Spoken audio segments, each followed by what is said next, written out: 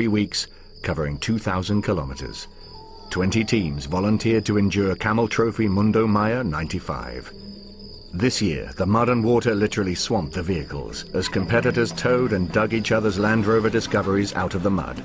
David de Kaiser continues. The convoy is heading for the frontier between Belize and Mexico, the second of the 5 nations on the mammoth circumnavigation of the Mayan world. Never before has Camel Trophy crossed so many borders. Only one track leads out of the jungle. If it had rained, the mud would have been impassable. If there had been mud, Camel Trophy.Mundo Maya might have spent 2 weeks on the same track. Small pits of black mud sent a few wheels spinning, but the train kept on rolling.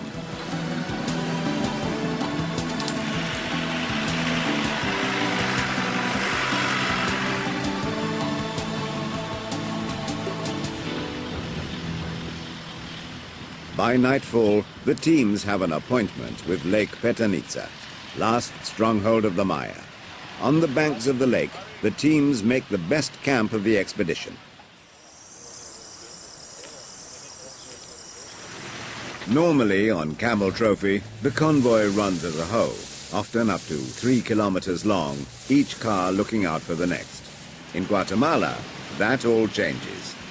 Spread out like pathfinders discovering a new land, the teams unfurl Guatemala for themselves. 750 kilometers separate the Petén and the Guatemalan border with El Salvador, where the convoy has plans to regroup. 750 kilometers in 2 days. Sleep is kept short. Up over the mountains of western Guatemala, where some of the world's best coffee is grown, the team see the country, warts and all. At the river Ostua, where Guatemala and El Salvador meet, the teams safely came together again. The Belgians had come close to crashing, but everyone else was safe. The dream of a final week waist-deep in mud looked to be coming true. But the reality of life on the road was a little more down to earth. A herd of cattle brought the convoy to a standstill.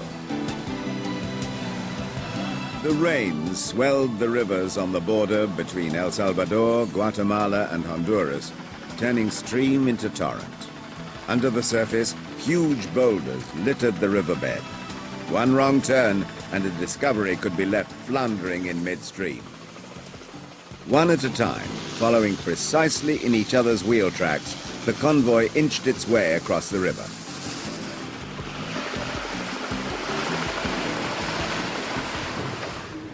A railway bridge marks the border between Honduras and Guatemala.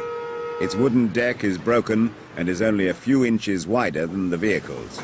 The bridge is an impressive structure, but nothing compared with the rock roadway the Spanish explorer Cortés built through Central America. The convoy is the first motorized expedition to follow Cortés' route from Honduras into Guatemala. The locals take bets that it won't succeed.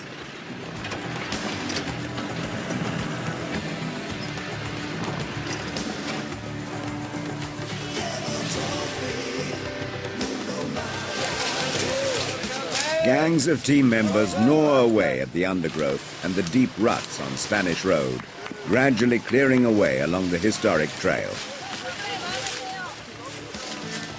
It takes an hour to edge forward 1 kilometer. Every hole has to be filled, every dead tree moved clear. The goal is to be free of the jungle by dusk. The teams step up a gear.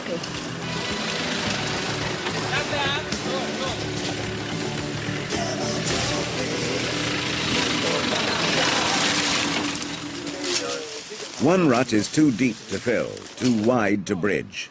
The Israeli car is its first victim.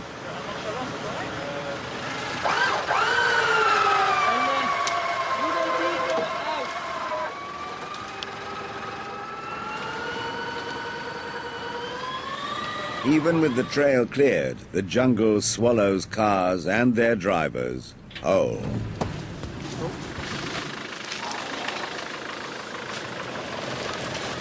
Every lesson in four-wheel driving, every hour spent training for Camel Trophy, finally pays off. The teams are being pushed to their limits, the discoveries to theirs. The odds for getting through are looking good. This is true Camel Trophy stuff, absolutely. We've had a really tough day today, doing quite a lot of driving through really tight mountain tracks. At first the going was pretty easy, just very delicate driving, very soft touch driving. We've come through a path now that apparently was used by the conquistadors a couple of 100 years ago or something like this, and it hasn't been used since. So through erosion and trees falling down and just the natural process, this track has been absolute hell today. We've cleared it as best we can. It's still a very testing track for the vehicles coming through. A lot of vehicles have been damaged, but it's really gratifying work. It's really getting stuck into it, and it's a lot of fun. It really is a lot of fun. 450 years after Cortés, the modern adventurers escape from Spanish trap. For a day, they have been caught in its grip. The reward is Lake Izabal, where the fishermen had bet against seeing the convoy. To them, the impossible had just been achieved. Guatemala seems never-ending, up the entire length of its long eastern borders, where roads are rare and where bandits roam. The convoy has 500 miles of motoring before crossing back to Belize.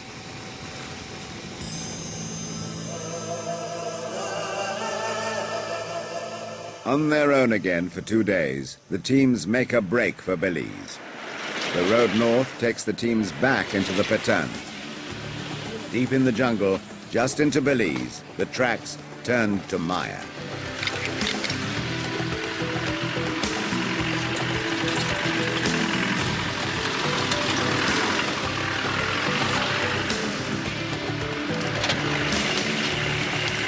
In 3 weeks on the road, the teams have almost forgotten the living hell of the special tasks back at Lamanai. The highs and the lows of life on the road erase the memories of the competition. In a task not unlike one at Lamanai, the Germans get to bend a few more panels on their Land Rover Discovery. The race at the top of the leaderboard is now between the South Africans, the Greeks, the Poles, and the Camel Trophy newcomers, the Czech Republic. All overs and Antonich, the tasks continue.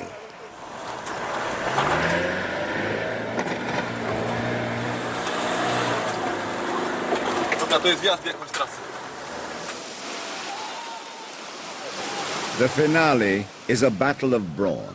Only the strongest team will win. For the 4 countries still in with a chance of clinching the Special Task Award, being on the winning side is crucial. As chance would have it, 2 are on one team and 2 on the other. The first group have no trouble heaving their Discovery over the rapids. The others are caught on a rock. Victory is floating away.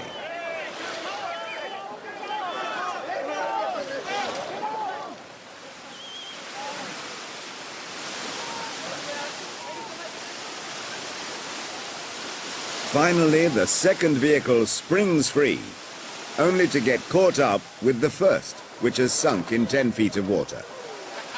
In an extraordinary show of team spirit, all the teams join together to free the first car. It looks like a fish tank and now weighs over 4 tons. Every man and woman is needed to shift it.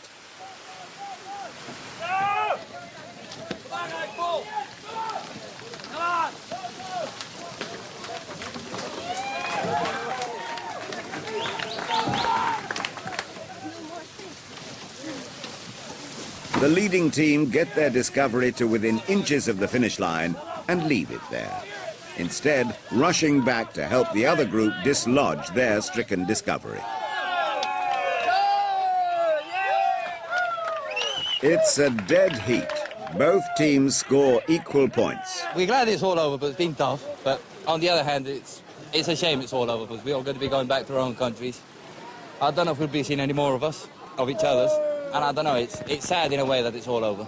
The winners of the Camel Trophy.Mundo Maya 1995 is the team from the Czech Republic. That really is an amazing double for the Czech Republic.